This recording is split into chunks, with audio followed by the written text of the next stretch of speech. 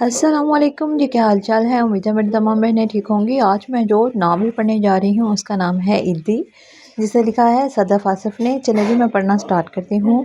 ऐ मेरे अल्लाह, ये लड़की बावली तो नहीं हो गई? भला बताओ, हमने इतने अरमानों से ईदी भेजी और इसने ऐसी बदशगुनी कर डाली कि तौबा ही भली। मैं तो बतूल बीबी से साफ साफ बात करूँगी। सफ़िया बीबी ने सामने दरे चांदी के नक्शीन पादान पर अपना सारा गुस्सा उतारा। इसका ढक्कन यूँ ज़ोर से बंद किया है में खुली फाता माई अभी उछल पड़ी। अरे छोड़ो बीबी, बच्ची है, आजकल के बच्चों को रीत रिवाज का क्या पता। आप तो जैसी बीबियों के दम का ज़हूर है कि सैयद घराने का नाम भी इज्जत से लिया जाता है। बतूल बीबी का नाम सुनकर फाता माई की सीटी गुम हो गई, लेकिन सफ़िया बीबी की मुट्ठी चाबी करने वो बड़ी मुहतात औरत थी। दोनों घरानों की मुश्तरका निगरानी, मगर मजाल है कि कभी एक घराने की बाबत दूसरे घर में बाप भी मुंह से निकाली हो। यही वजह थी कि दोनों जेठानी देवरानी इन पर आंख बंद करके तमाद करती थीं। वो बातें ही इनसे घर जाती जो घर के मर्दों से छुपाना मकसूद होती। इनमें सर फुर्सत एक दूसरे के खिलाफ वो शिकायत होती जिनका कोई वजूद ना था। मगर इंसान जब किसी से गिरद बांध लेता है तो इसकी अच्छी नीयत भी फतूट टटोल लेता है। यहाँ भी कुछ ऐसा ही हाल था। ऐसे वक्तों में फाता ऐसे बन जाती जैसे जैसे अल्लाह ने सुनने की सलाहियतों से महरूम कर रखा हो। वो जानती थी इसी में फलाह है, वरना इसमें वो खराबियाँ हो सकती हैं। इसका ताल्लुक इस घराने से इस वक्त से था जब 16 साल की फ़ातिमा फ़िज़ा बीबी और ऊपर के कामों के लिए रखा हुआ था। वो दिन और आज का दिन वो यहीं की हो गई। इस वक्त सैयद हाउस दो हिस्सों में तकसीम नहीं हुआ था, वरना यहाँ इन दोनों के साथ जन्नत का मकान हदीजा बीबी की हुकूमत थी। और वो बड़े खुले दिल की थी कि कोई भी सवाली यहाँ से खाली हाथ ना गया था। जाने कैसी बुरी घड़ी थी जो ज़बान फिसल गई, वरना मेरी मजाल थी जो सफीना बिटिया की बात यहाँ करती।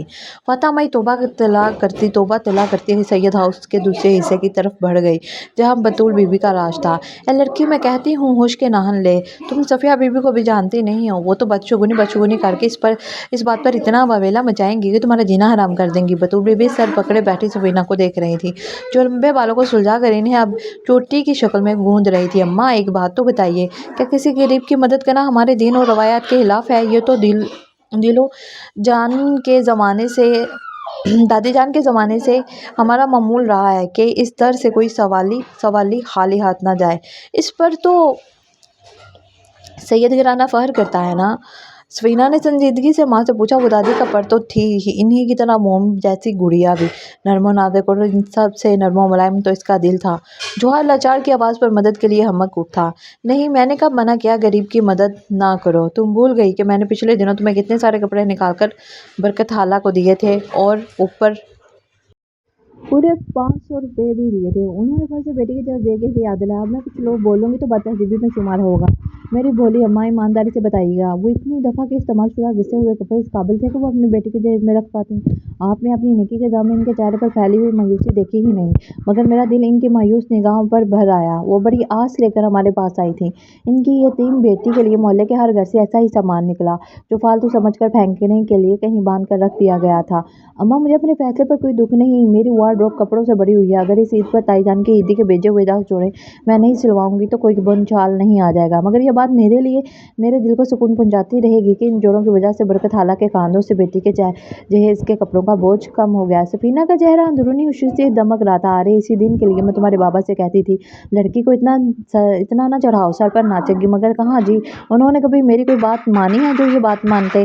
ऊपर से आफाक भैया भी तुम्हारी हर बात सुनते सर धुनने लगते हैं। फौरन चाचा जान से सिफारिश कर बैठे कि जब तक सफीना मास्टर नहीं करेंगी वो रुखसती नहीं कराएंगे। इनके भी कान मरोड़ने पड़ेंगे। मियाँ जी भी इसे अभी बीबी के इतना सर पर ना चढ़ाओ कि बाद में उतारना मुश्किल हो जाए।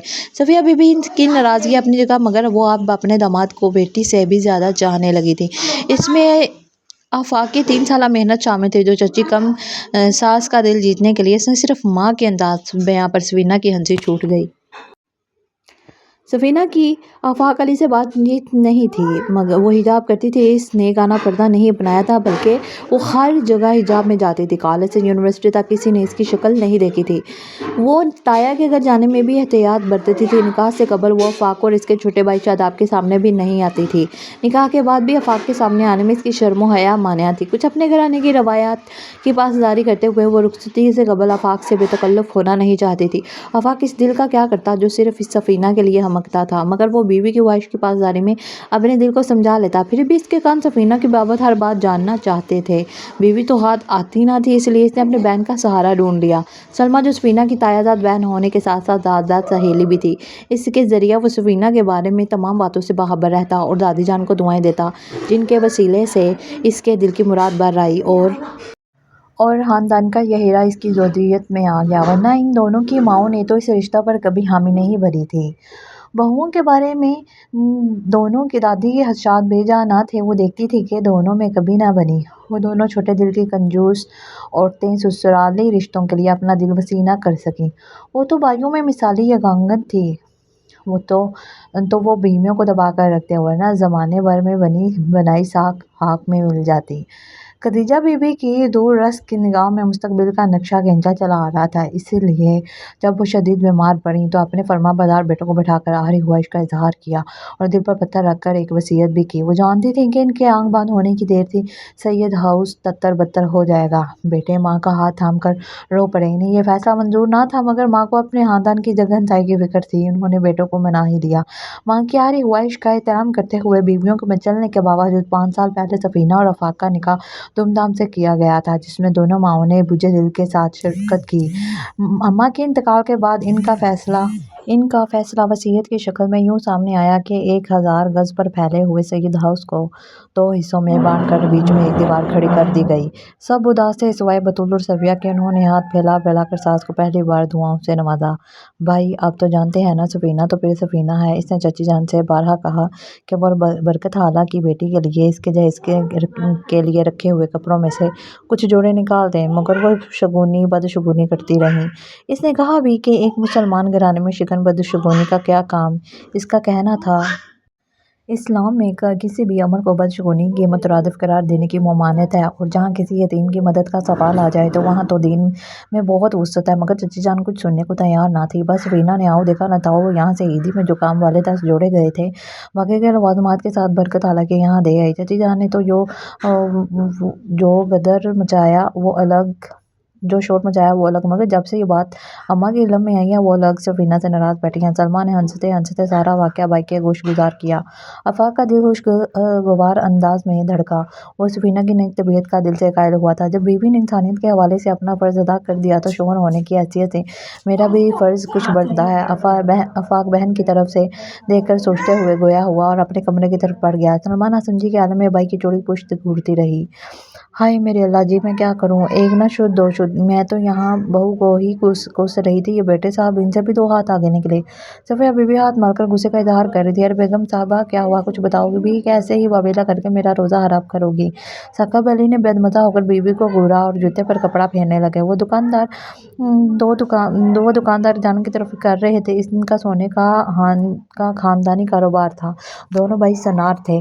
4 دکانیں شہر کے بڑے سراپا بازار میں واقع تھیں۔ ان کی ایمانداری کی وجہ سے جو ایک بار ان کے یہاں سے زیور بنواتا یہیں کا ہو جاتا۔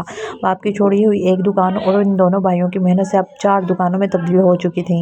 ارے چھوڑیے، بس وہ ایسے ہی، آپ دکان پر جائیں، دیر ہو رہی ہوگی۔ صفیہ بی بی ایسی باتیں میاں سے چھپاتی تھی، مگر اب جوش و جذبات شوہر کے سامنے بے بہن کر کے پھنس گئی، لگی ٹالنے۔ نہیں، آپ بتائیے۔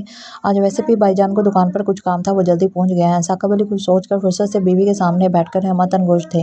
مرتا کیا نہ کرتا کہ مصداق وہ شروع ہو گئیں۔ پچھلی گلی میں جو وہ برکت خالہ رہتی ہیں نا، جو ہماری بیٹیوں کے کپڑے سیتی ہیں، ان کی بیٹی کی عید کے بعد شادی ہے۔ انہوں نے رک رک کر بات شروع کی تھی۔ شوہر کے مزاج سے ڈر بھی لگتا تھا۔ وہی نا جن کے شوہر ابا جی کے ڈرائیور تھے اور ایک روڈ ایکسیڈنٹ میں جاں بحق ہو گئے تھے؟ ثاقب علی نے کچھ سوچتے ہوئے پوچھا۔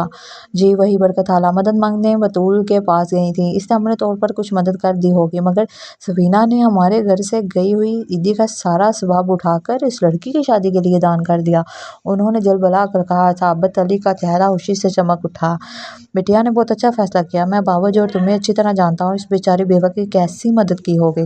جبھی تو سفینہ بٹیا نے یہ قدم اٹھایا۔ تمہیں اس بات پر کیا اعتراض ہے؟ ثاقب علی کی بہو کا کارگزاری پر خوش ہوتے ہوئے کڑی نظروں بیوی کو گھورا اور پوچھا۔ نہیں جی، وہ آفاق بھی کل برکت خالہ کو بطول کی طرف سے آنے والے عیدی کے سارے کپڑے اور ساتھ میں کچھ پیسے بھی دے آیا۔ صفیہ بی بی منمناتی تو ثاقب علی دل کھول کر ہنسا۔ آپ سمجھتے کیوں نہیں، کیسی بدشگونی ہو گئی؟ صفیہ بی بی کا جلال لوٹ آیا۔ توبہ توبہ بیگم صاحبہ، کیسی باتیں کر رہی ہیں؟ ہم سے عقل مند تو ہمارے بچے ہیں، یہاں کسی یتیم کی زندگی بن رہی ہے اور آپ کو شگنوں کی پڑی ہو یاری۔ یہ نیک اعمال تو آپ کی اولادوں کی زندگی میں آنے والی بلاؤں مصیبتوں کو ٹالیں گے، نہ کہ بدشگونی لائیں گے۔ واہ اماں، آپ کے ایک دانش مند مندانہ فیصلے نے میرا گھر جنت بن گیا۔ صحیح کہا تھا کسی نے، ایک عورت ہی گھر کو جنت بناتی ہے یا دوزخ۔ آفاق جو کمرے میں چھپ کر ماں کی گفتگو سن رہا تھا، مسکراتا ہوا صحن میں آ کر باپ کے پہلو سے جڑ کر تخت پر بیٹھ گیا۔ صفیہ منہ بنا کر وہاں سے اٹھ گئی۔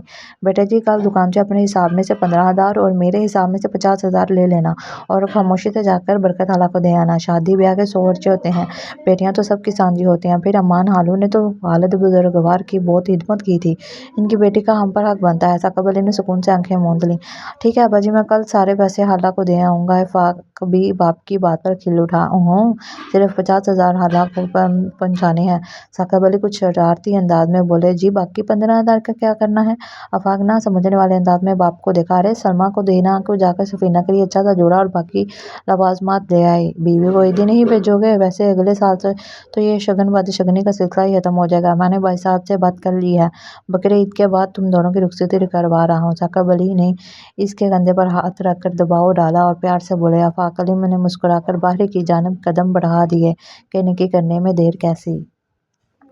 تو میری پیاری بہنوں، یہ تھا میرا آج کا چھوٹا سا ناول۔ امید ہے آپ کو ضرور پسند آیا ہوگا۔ میرے چینل کو لائک کیجیے، سبسکرائب کیجیے۔ شکریہ۔